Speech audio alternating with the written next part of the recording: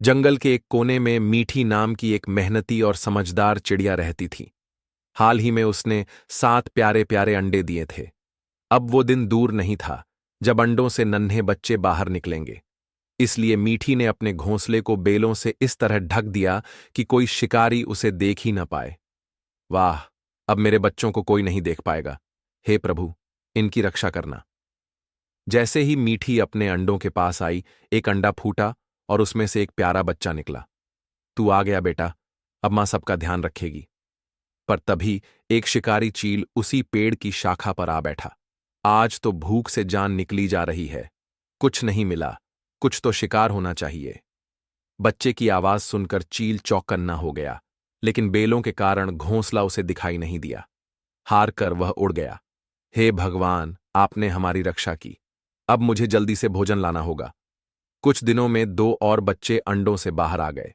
अब मीठी को अपने परिवार का ध्यान रखने के साथ साथ भोजन की भी चिंता होने लगी। मैं अनाज और फल लेने जा रही हूं।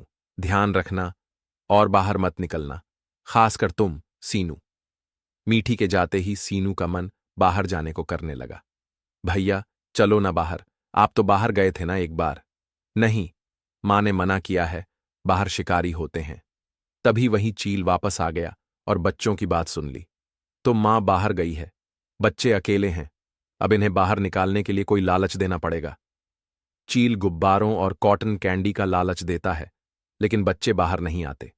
फिर वो आम लाता है, लेकिन एक बार फिर बच्चों ने मां की बात मानकर खुद को रोक लिया।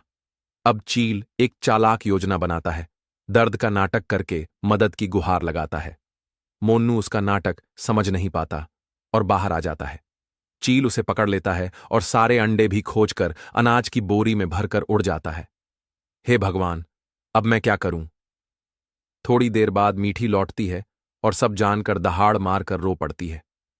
मुझे उस चील से अपने बच्चों को वापस लेना होगा। सीनू, क्या तुमने देखा वो कहां गया? हां मां, वो कह रहा था कि वो बड़े बरगद के पेड़ पर सोएगा। मीठी सीनू को लेकर उस ओर निकलती है। रास्ते में एक किसान मिलता है जो उसी चील से परेशान है। दादू, मैं जानती हूं वो शिकारी कहां है, लेकिन आप वादा कीजिए कि अगर वो पकड़ में आया तो मेरे लिए एक सुंदर घोंसला बनवाएंगे। पक्का वादा बेटी। किसान और मीठी चील को पकड़ लेते हैं। चील पिंजरे में बंद कर दिया जाता है और मीठी को अपने बच्चे और अंडे वापस मिल जाते हैं। कुछ दिनों में मीठी के सभी बच्चे अंडों से बाहर आ जाते हैं। किसान वादा निभाकर मीठी के लिए एक सुंदर घोंसला बना देता है। हे ईश्वर, आपका धन्यवाद, आपने मुझे मेरी मेहनत और धैर्य का फल दिया। पृष्ठभूमि में मधुर संगीत के साथ।